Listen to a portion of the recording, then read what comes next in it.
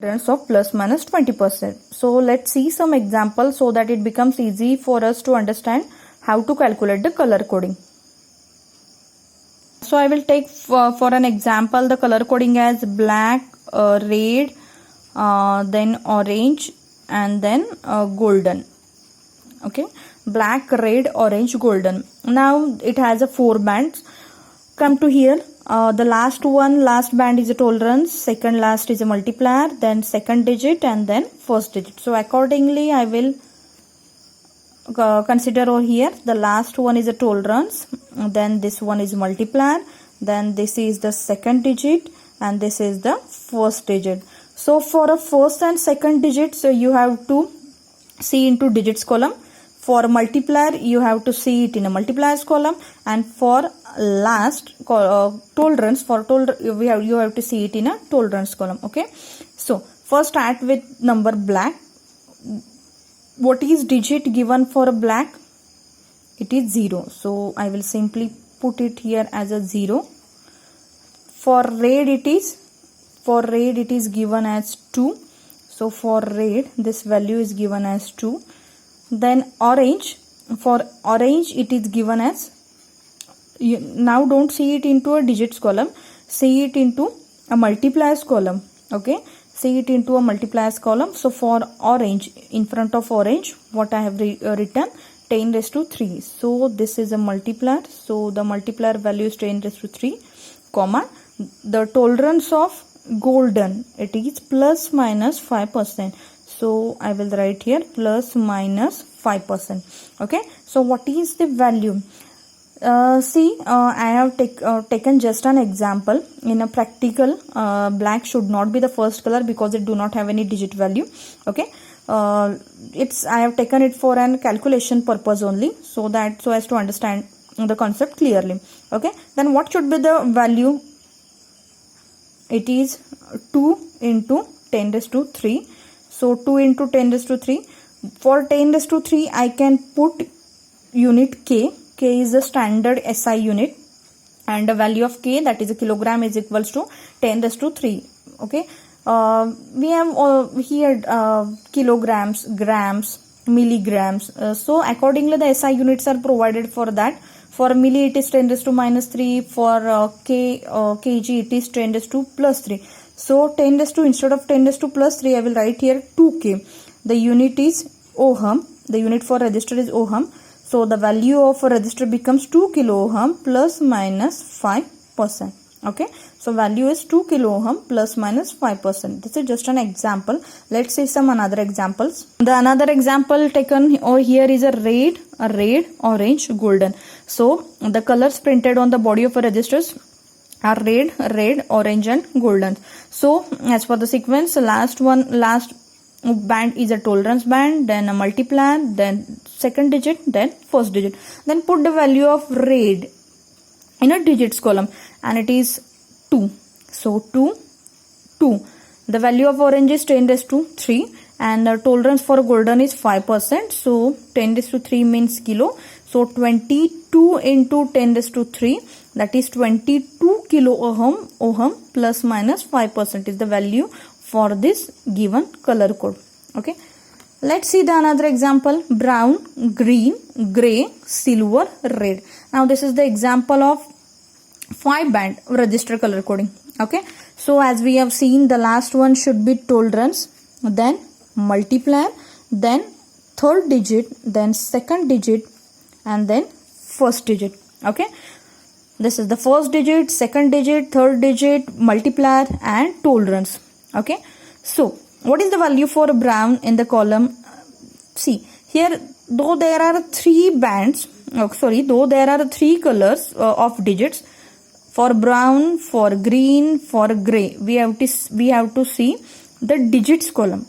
For multiplier, we have to see multipliers column. For tolerance, we have to see tolerance column. So the value for brown, it is 1. For green, it is 5. For gray, it is 8. For silver, it is 10 raised to minus 2. This is the value of multiplier in a multiplier column. And for tolerance, it is plus minus 2%. So the final value that we are getting is a 1.58 ohm 10 raised to minus 2. So multiply it by 10 raised to minus 2. 158 multiplied by 10 raised to minus 2. So mathematically we will get a value as a 1.58. So 1.58 ohm is the value of a resistor having a tolerance of plus minus 2%. Okay. Sometimes in an exam they have given us the value of a resistor and have asked about the colors that should be printed on the body of a resistors. So let's see such kind of examples also. Suppose if the color coding given as 100 ohm, if the value of a resistor is given as 100 ohm plus minus 10%, then what should be the color coding? Okay, let's separate out these digits 1, 0, 0 plus minus 10%. Okay, last one is tolerance, don't forget that. Second last is a multiplier, then second digit, then first digit. So accordingly we will get a color coding as a brown, black, black, silver. So the color coding is a brown, black, black, silver. Let's see such a second example. The value is given as a 47k 5%. Okay, so let's spread the digits. 47k means 47 into 10 raised to 3 plus minus 5%. So this 5% is of course tolerance value. 10 raised to 3 is of course the value of a multiplier. 7 is the second digit and 4 is the first digit. So according to the table, let's put the colors. 4, it is for yellow color. 7 is for violet. 10 raised to 3 is a multiplier for orange color, and plus minus 5%, it is the indication that the tolerance color given is a gold. Okay, so the color code is yellow, violet, orange and gold.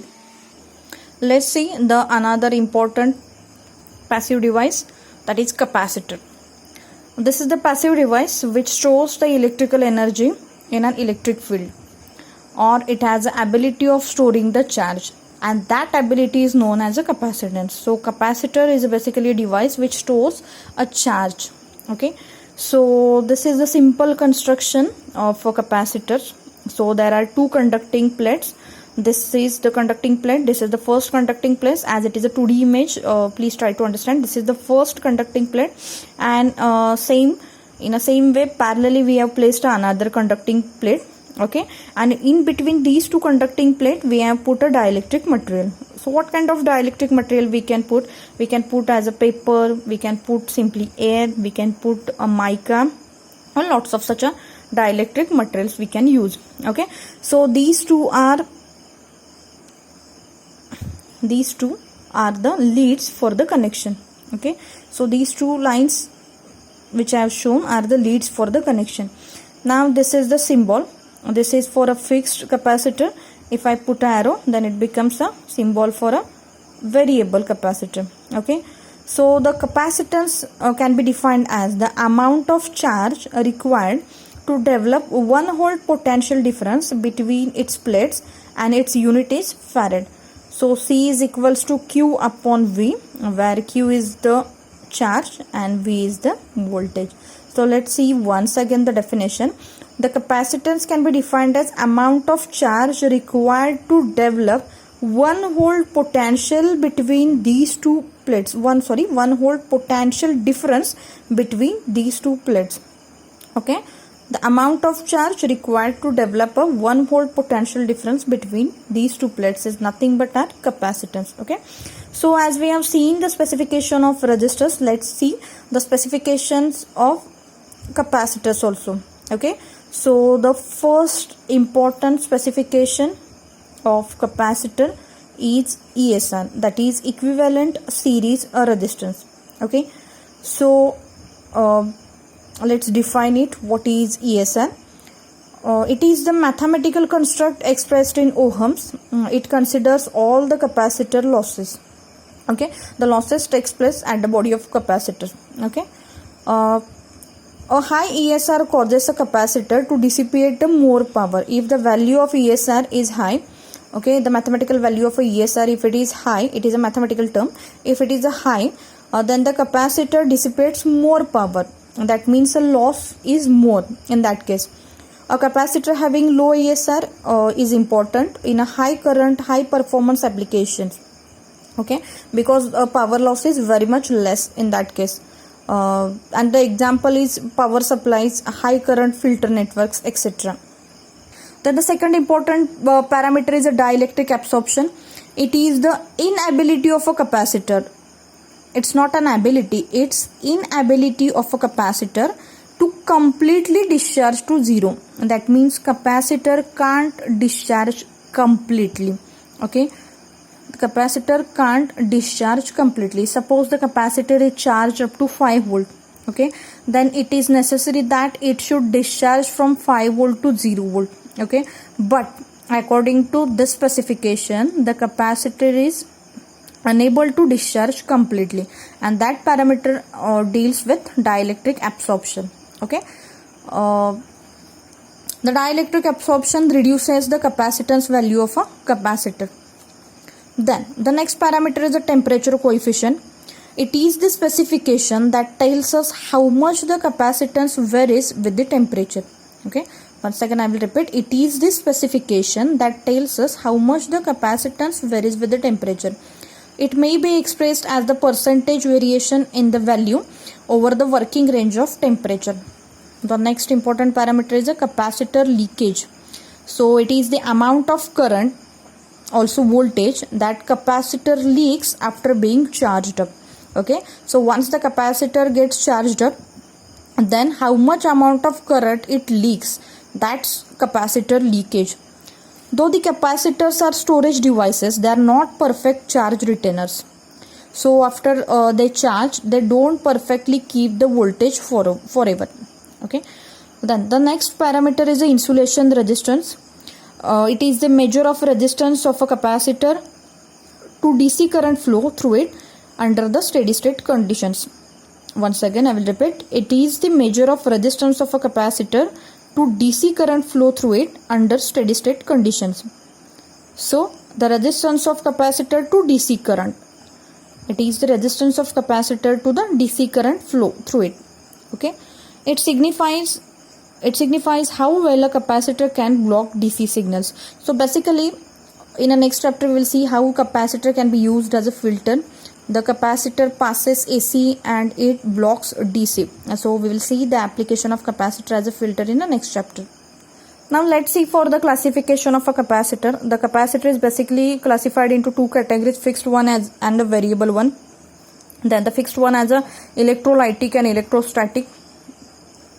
Electrolytic again divided in two categories and electrostatic again divided in four categories.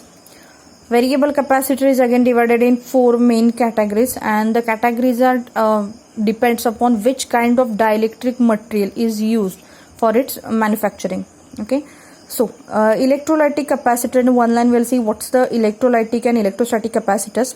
The electrolytic capacitors have their dielectric as an oxide layer film deposited or formed on one electrode, and the electrode itself is often treated to increase its effective area. The electrostatic capacitors have metal electrode and dielectric as a separate entities. Now let's go through the application. These are the some of the application. Lots of applications of capacitors are there. So let's see some basic applications. It is used in a variable frequency oscillators, in signal generators, in radio receivers, in TV receivers, in tune amplifiers, in a chargers, in a power banks it is used. Okay, so in a day-to-day life we are using such a devices in where capacitor is used.